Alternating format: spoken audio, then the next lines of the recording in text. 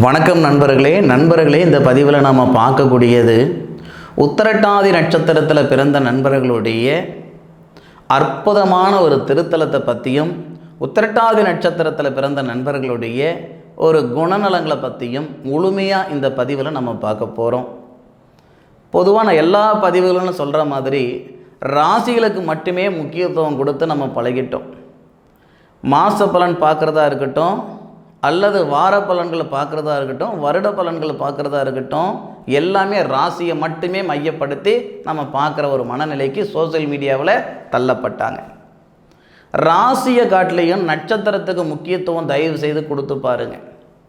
உத்திரட்டாதி நட்சத்திரம் அப்படின்றது சனி பகவானுடைய நட்சத்திரம், காமதேனு கடவுள் பிறந்த நட்சத்திரம்னு சொல்லுவாங்க.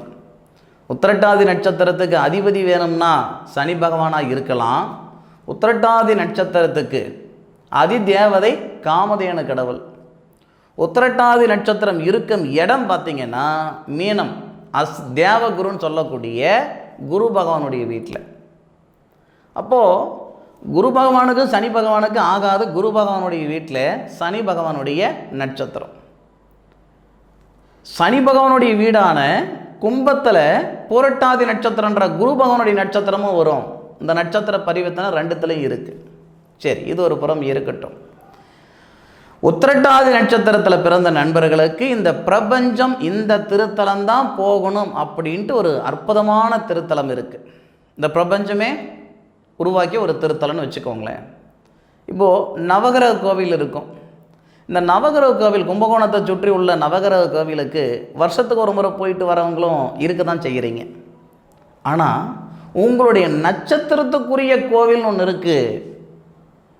9 கிரகங்களுக்கு நவகிரக திருத்தலம் அமைஞ்சிருக்குன்னா 27 நட்சத்திரத்துக்கு 27 நட்சத்திரத்துக்குண்டான திருத்தலங்கள் இருக்குது. நிறைய பேருக்கு இது தெரியறது இல்லைங்க. தயவு செய்து தெரிஞ்சுக்கிட்டு அந்த கோவிலுக்கு போயிட்டு வர்றதுக்கான முயற்சிகள் எடுங்கன்னா அவ்வளோ சீக்கிரம் போயிட முடியாது. உத்திரட்டாதி நட்சத்திரம் சனி பகவானுடைய நட்சத்திரமான உத்திரட்டாதி நட்சத்திரத்துக்கு சகஸ்ர லட்சுமீஸ்வரர் திருத்தலம் தான். இந்த திருத்தலம் இருக்கிற இடம் தியாத்தூரில் இருக்குங்க. தியாத்தூர் அப்படின்றது பட்டுக்கோட்டைக்கு பக்கத்தில் இருக்கும். புதுக்கோட்டைக்கு பக்கத்தில் இருக்கும். தியாத்தூர் சுதர்சன லட்சுமீஸ்வரர் அப்படின்ற இடம் கரெக்டாக தியாத்தூர்ன்றது புதுக்கோட்டையிலிருந்து ஆவடியார் போகிற பாதையில் இருந்து கிட்டத்தட்ட ஒரு 21 கிலோமீட்டர் பக்கம் வரும். நீங்கள் புதுக்கோட்டையிலிருந்தே 40 கிலோமீட்டரு போகணும். ஆவடியார் வரும். ஆவடியார் நிறைய பேர் நீங்கள் கேள்விப்பட்டிருப்பீங்க. ஆவடியாரில் இருந்து அங்கேருந்து திருப்பணவாசல் அப்படின்ற ஒரு இடம், அந்த திருப்பணவாசல் அப்படின்ற இடத்துலேருந்து தான் 21 கிலோமீட்டர் வரும்.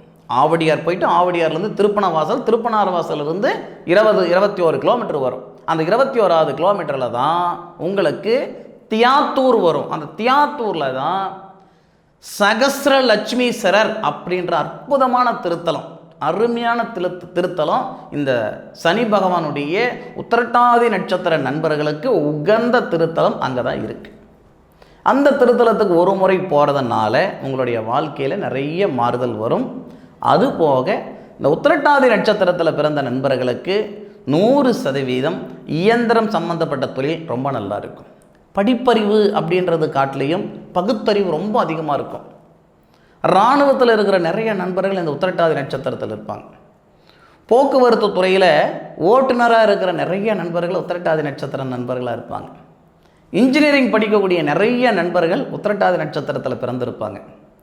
அதுபோக நீங்கள் இந்த விஞ்ஞானம் சம்மந்தப்பட்டது, ரோபோட்டிக் படிக்கணும் அப்படின்ற நினைக்கக்கூடிய நண்பர்கள், ஆராய்ச்சி சம்மந்தப்பட்ட படிக்கக்கூடிய நண்பர்கள் எல்லாமே இந்த உத்திரட்டாதி நட்சத்திரத்தில் நிறைய பேர் பிறந்திருப்பாங்க. இந்த உத்திரட்டாதி நட்சத்திர நண்பர்களுக்கு பொருந்தாத ஒரு ராசி இருக்கா, பொருந்தாத ஒரு நட்சத்திரம் இருக்குதா அப்படின்னா, உத்திரட்டாதி நட்சத்திரத்தில் பிறந்த நண்பர்கள் எந்த ஒரு சூழ்நிலையிலையும் இவங்களை கல்யாணமும் பண்ணக்கூடாது, இவங்களோட சேர்ந்து பிஸ்னஸும் பண்ணக்கூடாது. அப்படின்னா கார்த்திகை நட்சத்திரத்தில் பிறந்தவங்களோட சேர்ந்து பண்ணக்கூடாது. உத்திரட்டாதி நட்சத்திரத்தில் பிறந்த நண்பர்கள் உத்திரட்டாதி நட்சத்திரத்திலேயே பிறந்த இருக்கிறவங்கள கல்யாணம் பண்ணக்கூடாது. பூசம் நட்சத்திரத்தில் பிறந்தவங்கள கல்யாணம் பண்ணக்கூடாது. அனுச நட்சத்திரத்தில் பிறந்தவங்கள கல்யாணம் பண்ணக்கூடாது. கார்த்திகை நட்சத்திரத்தில் பிறந்தவங்களோட சேர்ந்து பிஸ்னஸ் பண்ணக்கூடாது. உத்திரம் நட்சத்திரத்தில் பிறந்தவங்களோட சேர்ந்து பிஸ்னஸ் பண்ணக்கூடாது. அதுபோக இந்த உத்திரட்டாதின்னு சொல்லுவோம் இல்லைங்களா, அது மாதிரி உத்திராடம் நட்சத்திரம்னு ஒன்று இருக்குதுங்க.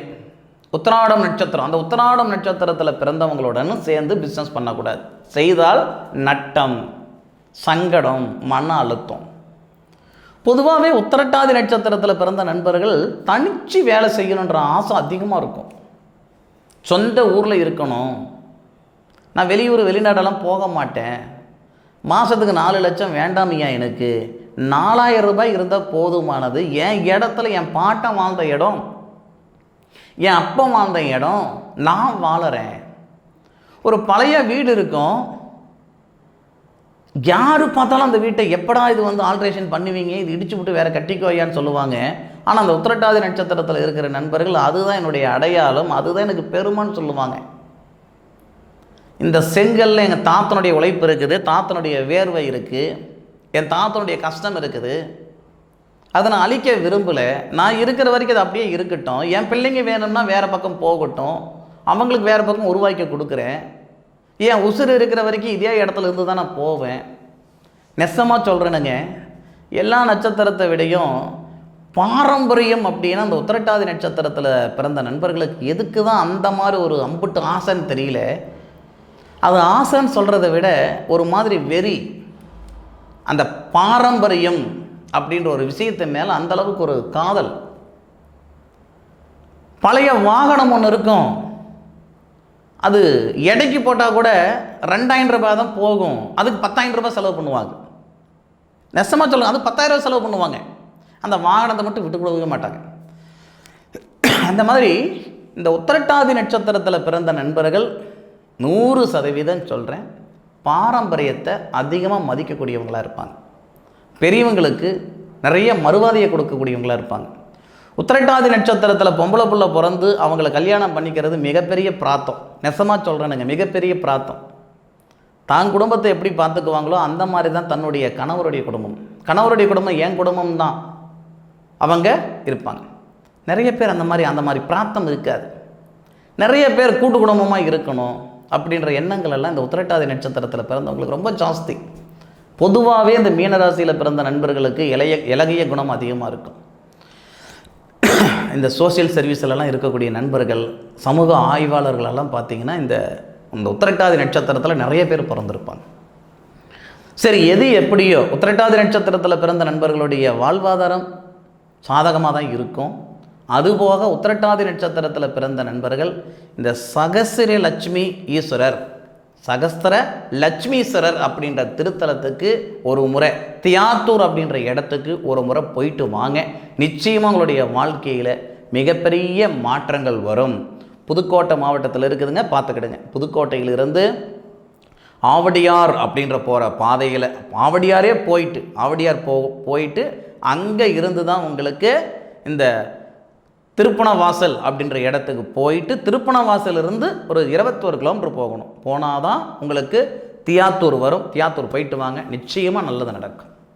உத்திரட்டாதி நட்சத்திரம் மீனராசியில் பிறந்த நண்பர்களுக்கு இந்த பதிவு பயனுள்ளதாக இருக்கும் அப்படின்னு நான் நினைக்கிறேனுங்க. இந்த பதிவு பற்றி உண்டான கருத்துக்களை கமெண்ட் பாக்ஸில் பதிவு பண்ணுங்க.